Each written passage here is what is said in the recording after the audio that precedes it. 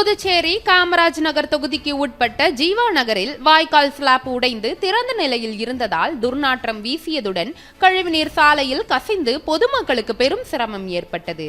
இதுகுறித்து அப்பகுதி மக்கள் லட்சிய ஜனநாயக கட்சியின் தலைவரும் காமராஜ் நகர் தொகுதி எம்எல்ஏவுமான ஜோஸ் சார்லஸ் மார்டினிடம் புகார் தெரிவித்தனர். புகாரை தொடர்ந்து அவரது நடவடிக்கையின் பேரில் இன்று புதிய ஸ்லாப்கள் பொருத்தப்பட்டு வாய்க்கால் மூடப்பட்டது.